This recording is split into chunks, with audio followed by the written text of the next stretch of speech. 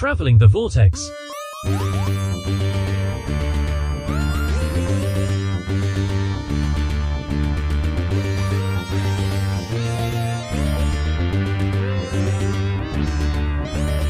joined the great emoter as he travels the vortex and arrive at episode 548.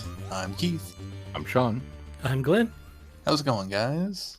Pretty good. Did you guys do anything this week? Anything exciting? I saw a movie. What'd you see? Well, actually, I saw two movies. We watched Renfield. I did too. What did you really? think? Oh, I loved it. I thought it was so campy and fun. Great, wasn't it? Oh, yeah. It's a blast. I especially loved the opening bits where they kind of walked through the Universal horror movies. Yeah. And I thought to myself, oh, Glenn needs to watch this. Oh, yeah. They do it in the style of it, too, because it's that black and white grainy footage. And I mean, it's 4:3 really ratio and everything. It's just got Nicolas Cage instead of Bela Lugosi. Yeah. It was Nice.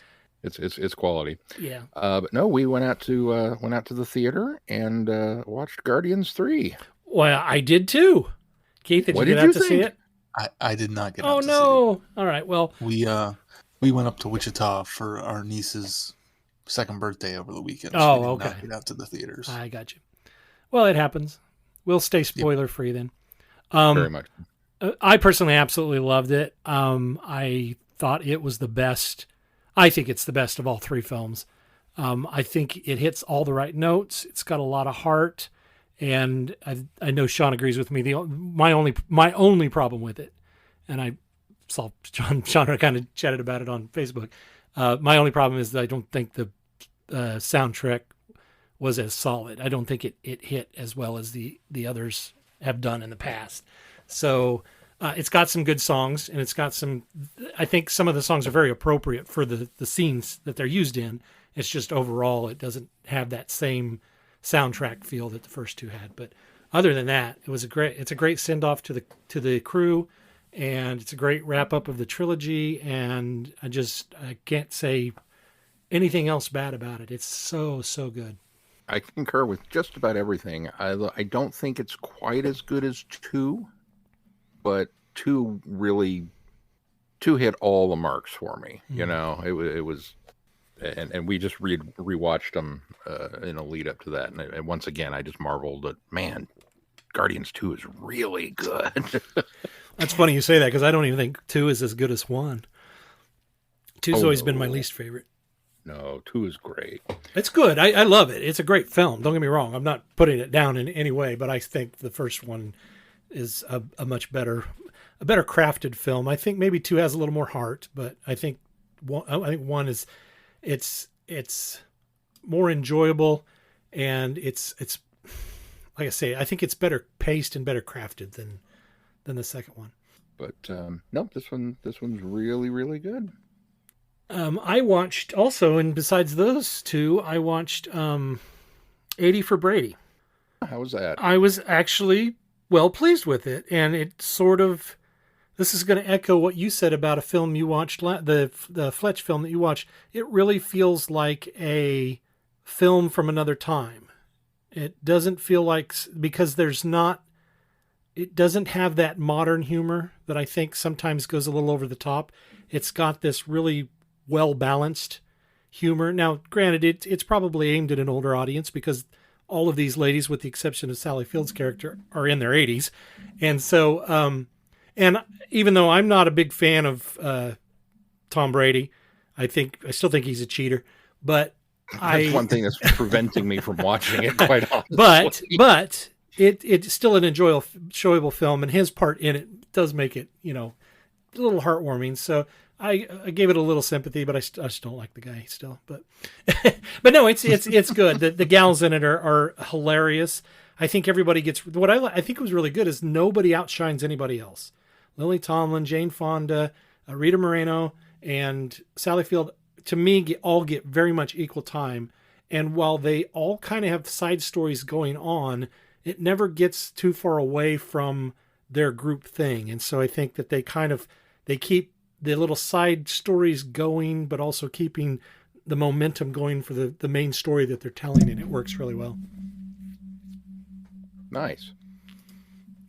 I think the other thing would be I finished Mandalorian finally. And I think the last 2 episodes are good. They're very enjoyable. They're kind of what I wanted for the whole series. The last episode, the second last was good, but the last episode, man, that thing is epic. That thing is a lot of fun. But it kind of made me forget about the previous episodes that I didn't care so much about. And I do think that those sort of set up what happened. You know, some of the things that are revealed in this particular episode or these 2 episodes. The problem is it's still very unnecessary. Both of those were very unnecessary. You know, the main surprise could have just shown up and had a little explanation and gone on. You know, so I wanted more of these last 2 episodes throughout the entire series. And they didn't have to be, you know, hyper focused on retaking Mandalore, but I think that if we'd had more of those Mandalorian centric episodes rather than doing kind of these side missions, I think it would have been better. I liked it. Yeah, it still didn't stop me from enjoying it. Have you watched any of Young Jedi Adventures yet? I haven't. We watched the first episode. It's cute. I mean, it's a Disney Junior show, so it's akin to Spidey and His Amazing Friends, but it's so far it's cute. Set during the High Republic, so it's kind of cool. Different time period, at least. I actually finished Picard. Oh, go ahead. Oh, what did you think? It was good. I liked it a lot. It was the whole ride was totally worth it, and heads and shoulders above the first 2 seasons. However, I wish they were a little bit more consistent in acknowledging the first 2 seasons. Because there's a giant plot point that takes place near the end of the season that overrides and overlooks a giant plot point from season 2. Then the post-credit sequence acknowledges season 2. So it's like they started to ignore season 2 and then they decided not to. So I wish they would have kind of been a bit more consistent. Or at least had a drop line of what's going on here. I thought this was the situation. Something to acknowledge it. But other than that, I really enjoyed it. Really good. Hello, fellow time travelers, and welcome to the Doctor Who Target Book Club podcast, the only podcast to discuss, in story order, all the Doctor Who novelizations. My name is Tony Whitt, and every 2 weeks or so, I'm joined by a 2 to 3 person discussion panel, including our so-called expert who's been a Who fan since 1979. That would be me. We also get the views of intermediate, casual, and novice fans who either have never seen the show or who have never read these books until these podcasts, including Dalton Hughes and Alison Fitz-Seyfried. You can find us on iTunes, Stitcher, Spotify, or wherever you find good podcasts, or even ones like ours. You're listening to Traveling the Vortex, a Direction Point podcast. All right, well, let's move on to news.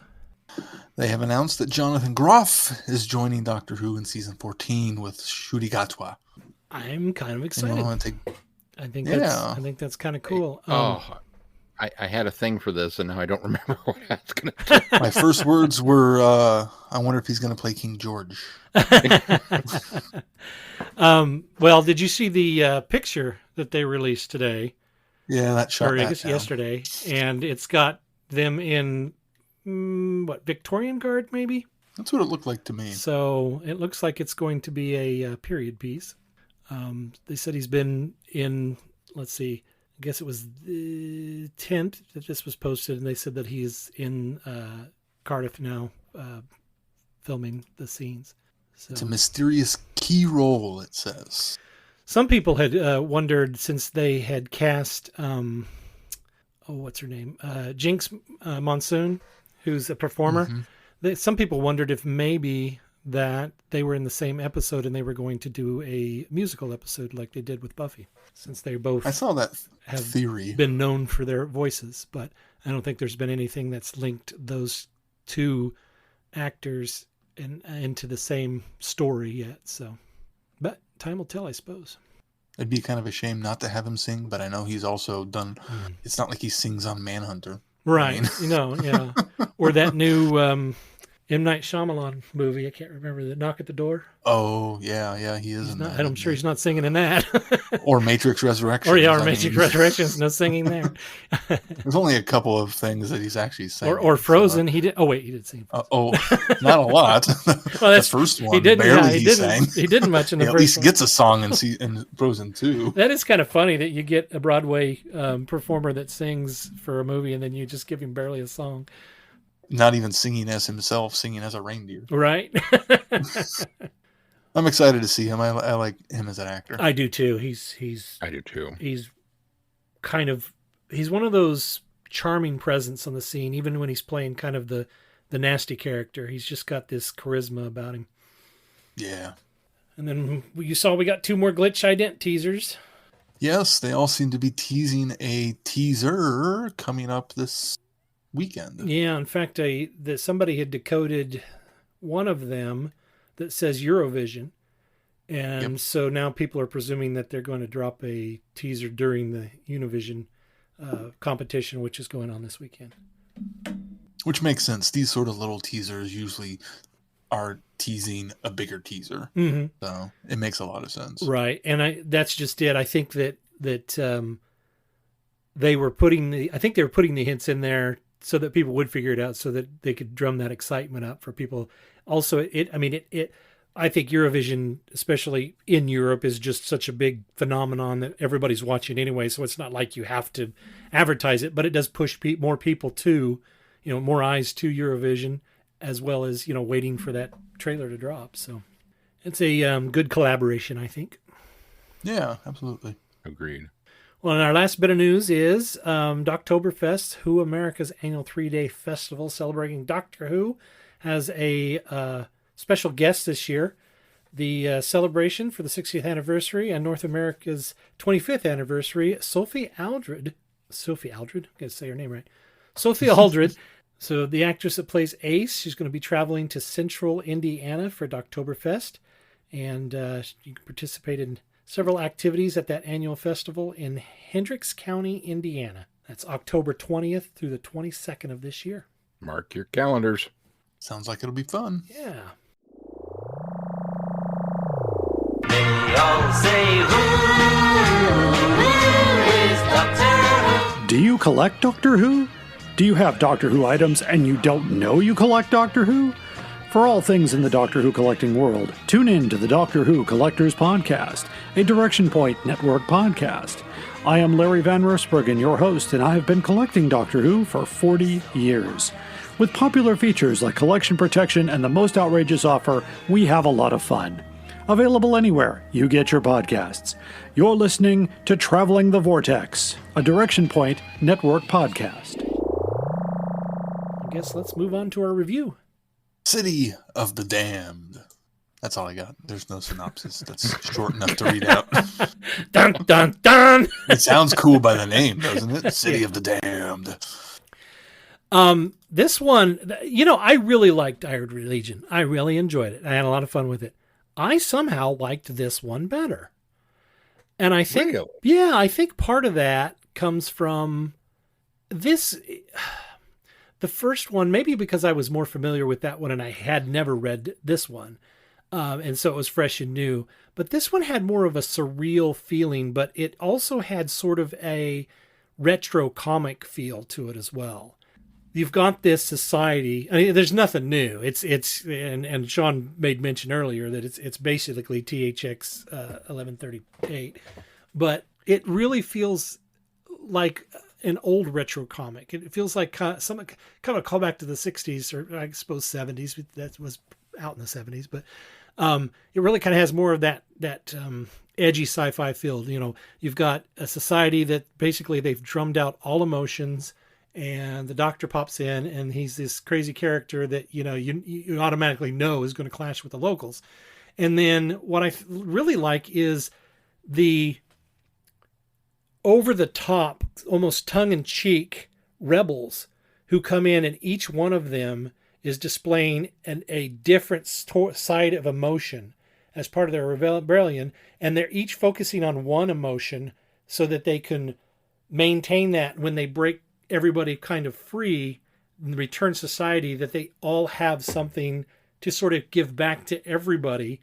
And it's like they're trying really hard to live within their emotion that they have. And so it creates these really kind of incredibly funny and quirky characters.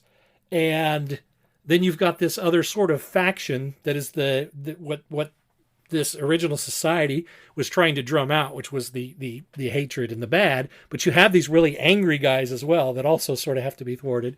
And then we've got these, parasite bugs that, feed on you, but they can't feed on anybody that has adrenaline. So we have to go to the Brain Trust to convince the Brain Trust that they need to allow the people to have emotion again so that they can survive these worms that are being unleashed on the city.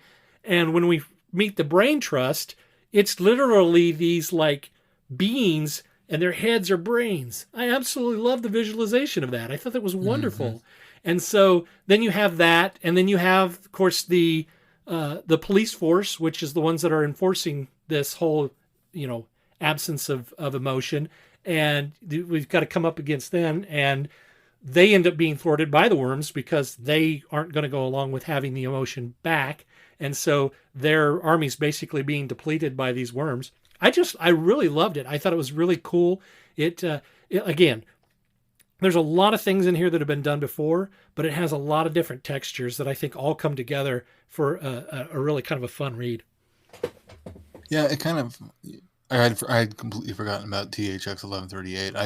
I thought it gave a very 1984 meets Mad Max vibe to it. I can see because that especially the Mad Max Fury Road with all the rebels and how outrageous all the characters are, felt very much kind of in that vein. And just when the two clash, it makes such an interesting story and a little bit more over the I like the fact that it was a little more over the top, and it lent itself to comics very well. And especially it felt like a 70s comic. I mean, that's because that's what it is.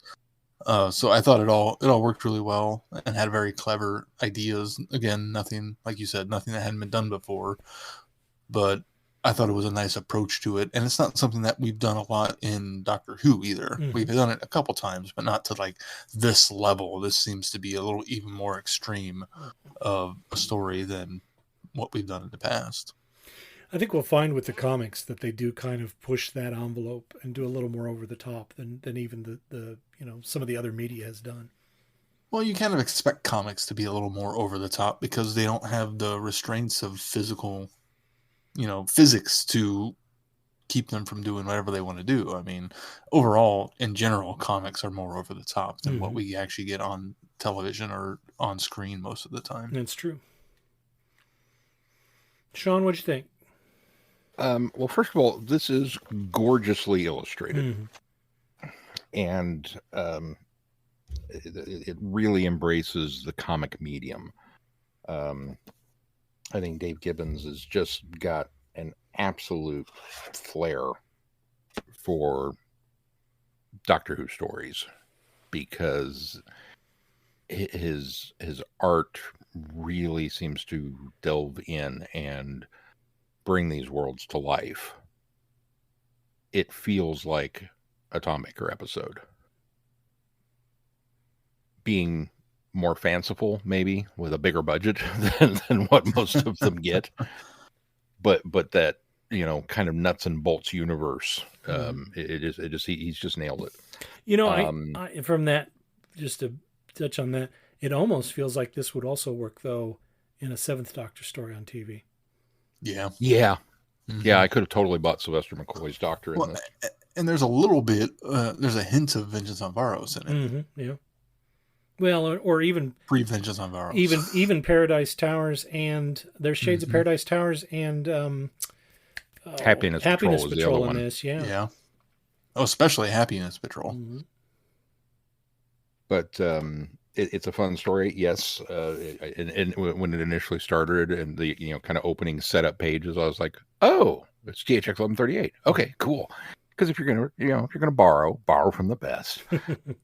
And it's just it's another one of those nutty ideas that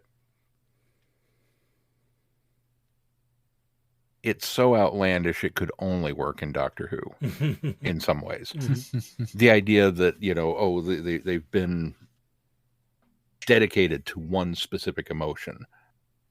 Mine is humility. Will you please step on my face? I'll give your foot a rest. And it's like, okay. I mean, it's just in any other sci-fi show or franchise or comic, you would be going, what? If it was Star Trek, it would be, this is one of the farces. But here it's just Tuesday, and it just kind of works for what they've got set up. I don't think for me, and I really enjoyed the story, but for me, I don't think I enjoyed it as well as Iron Legion. Just because Iron Legion felt maybe a little more epic because of the scope of it. I mean, we're dealing with a multi-universal threat versus the citizens of one planet and specifically one city. But it was done very well. And I kind of expected the Brain Trust to have a little bit bigger role. Mm-hmm. Yeah. They were kind of set up as, the Brain Trust came in and did this. And it's like, these are going to be the alien parasites that are, they're doing this because. And I couldn't wait to get to the because. And then, as you said, the visualization of them is literally brain people. Giant brains. Like they've got a body. And they got, torso and arms, but it's just a brain on top. And it's like, ooh, that's cool. And then they're dispatched rather quickly by one of their acolytes. And it's like, oh. Which I think I'm glad I'm glad they do that, though, especially following this story right after Iron Legion, because I think it would have felt like a redo of Iron Legion, because that's very true. That was kind of the reverse of Iron Legion, and this would have felt sort of the same way. So I'm kind of glad that they, kind of usurped that idea right away and took out the Brain Trust. I think my only complaint with the story would be probably that it moves a little too quick. It does, throughout the entire thing. It feels like we're just barreling along and then it's over. And it's like, I could have explored this world a little bit more, and not only the society before he gets to the rebels, but the rebels, and then taking down the Brain Trust could have used a little bit more effort on the Doctor's part. But I understand they only have so much time to tell the story, apparently. Only so many pages in the back of a magazine. So. Yeah. Now, this is probably a question that Glenn is best suited to answer, and maybe maybe you don't. Is there a reason that the comics in Doctor Who magazine at the time were relatively companionless?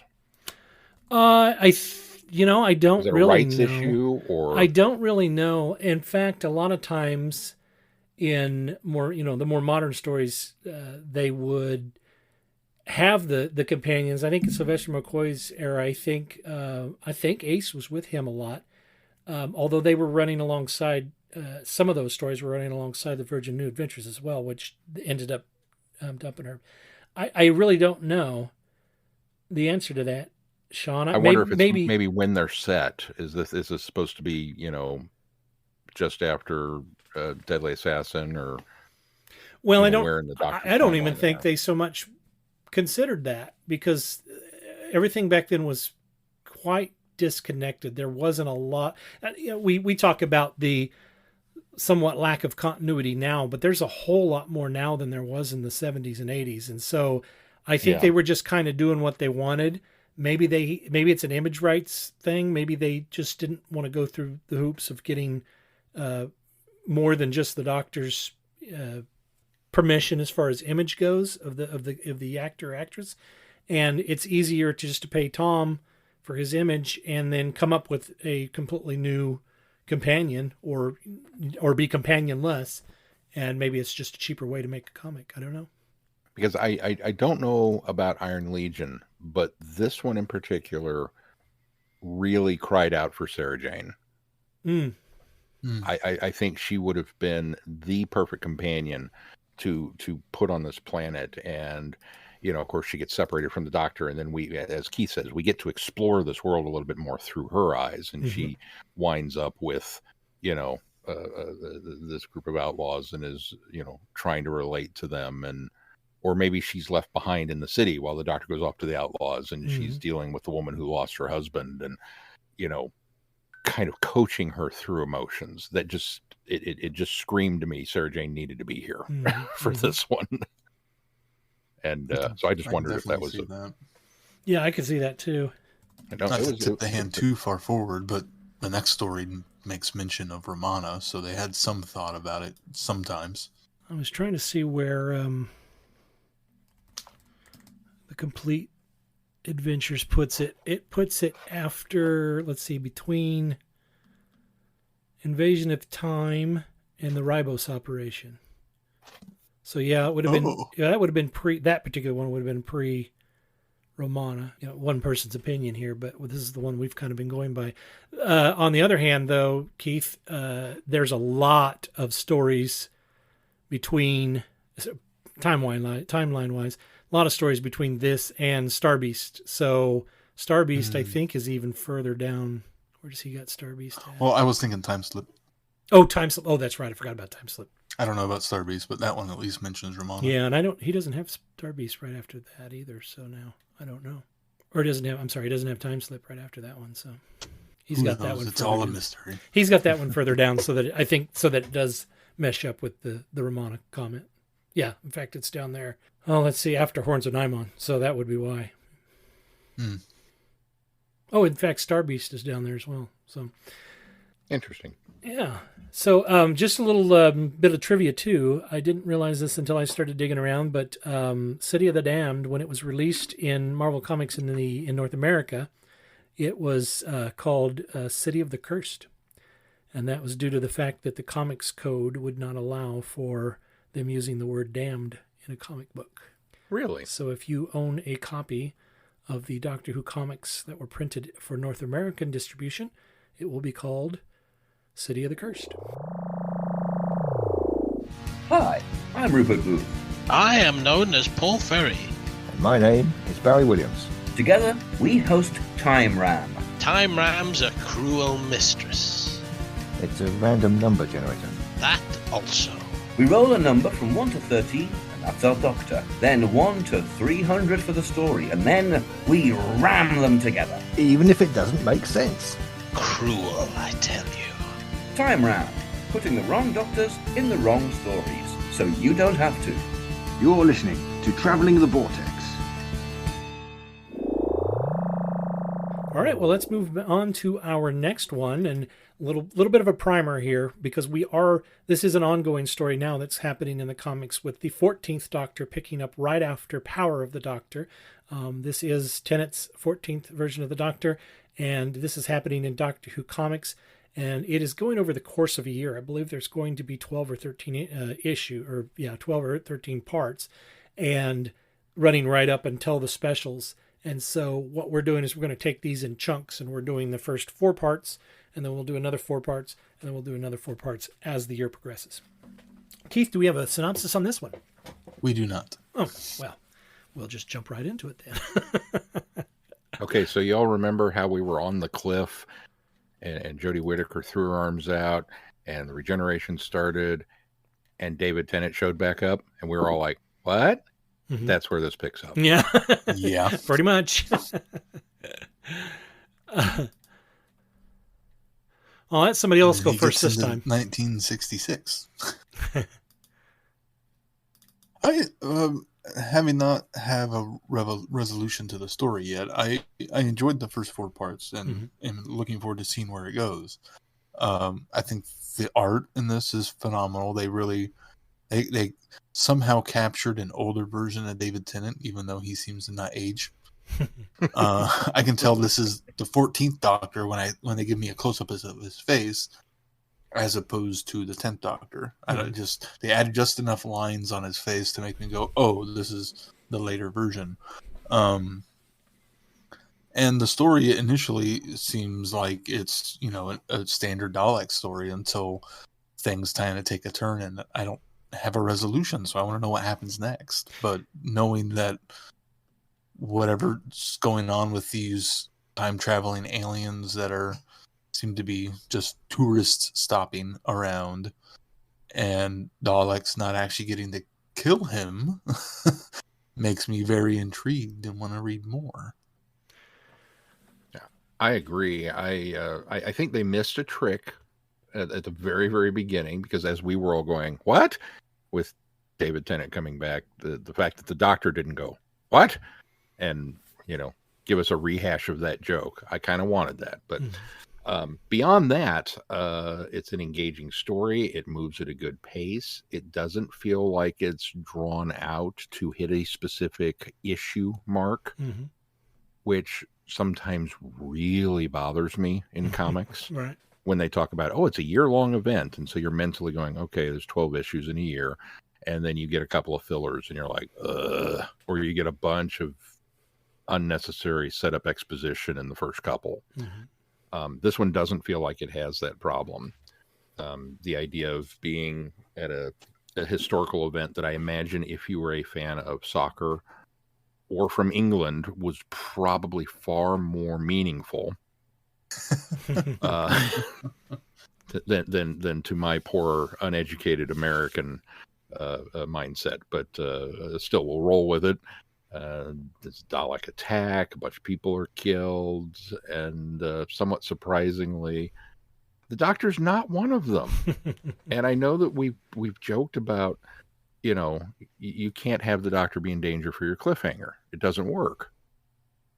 But when you have your Doctor completely surrounded by Daleks, all yelling exterminate, all firing at the same time, I was like, wow, that's actually a pretty good cliffhanger right there. I tell you though, the crazy thing about that was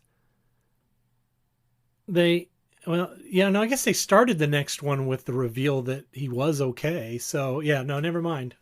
I was about to say that they ended that and spoiled it, but I ran the pages together and I realized, nope, this is the start of the next one. So it actually was a very good cliffhanger. It was a pretty good cliffhanger. Now, I mean, it's a catch and release kind of thing, but it's I'm with Keith. I'm very intrigued to see where this goes, and another good cliffhanger at the end of part 3 is, okay, screw you, Doctor. We're just going to blow up the Earth. What? Yeah. Now, it's at about that point that you start to go, okay, what is the deal? A minute. What's the gag? And then a very bizarre 4th issue with simian guards and the reveal of the Dalek Dome. Where apparently Skaro has been turned into some sort of amusement park, and I cannot wait to see where this goes from here. I completely agree with you guys. I think I'd echo almost everything you guys are saying. A couple of things that I thought. I feel like the 4th part does go a little. I'll work backwards, but I do think the 4th part feels like it goes off the rails. But I think it does that for a reason, and we just don't know what that reason is yet. So I'm hopeful, and I'm with you guys. I'm intrigued to see where this goes. But it really kind of feels like it's getting a little silly, and it feels predictable at this point. But I don't know that I've figured it out. Does that make sense? I think the visualizations of it are beautiful. Everything is beautifully drawn. The Daleks look great. The Doctor looks great. And I'm with you. When it's kind of far away, you kind of think 10, but then when they get close in and you realize that no, they're really giving him that older look and that 14th Doctor character, I think that really works. One of my complaints, and this is my problem, because this may be the way that he's going to play it, and we just don't know because we haven't had a lot of TV, but he still feels like they're writing for the 10th Doctor. And I just sort of in the back of my mind think every Doctor, even if you're going to use the same face, should have maybe a different personality. And I maybe I projected that onto his performance, thinking that he would play it a little different because he is a different incarnation. But he may not, because if he's revisiting a face, he may revisit a personality as well. But I really felt there was a lot of, it's written very much like the 10th Doctor. And again, I think they're going with what they know. In fact, there's the one thing where the one scene where he's found the family that's the aliens that are disguised as the family, and he holds the sonic screwdriver up and to get a reading. It's just a shot that I've seen, just the pose straight from one of the 10th Doctor stories.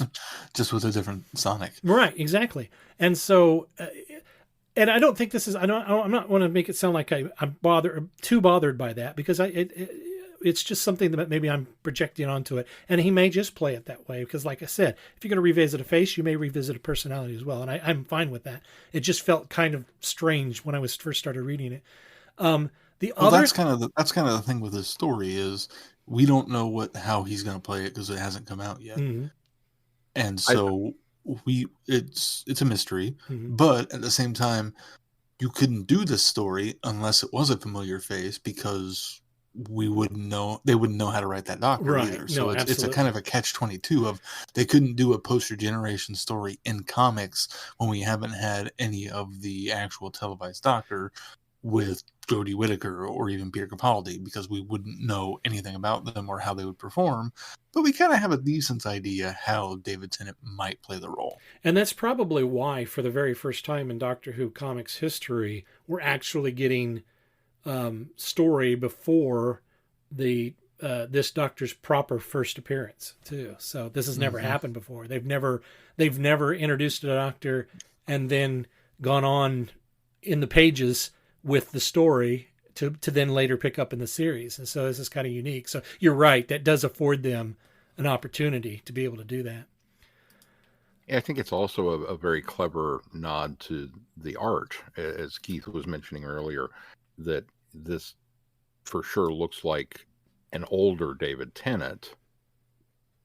So we get these very familiar poses. We get a lot of, there's that classic 10th Doctor stance. There's that classic, here I've got the screwdriver, here I've got his eyebrows raised a little bit, and yet it's not.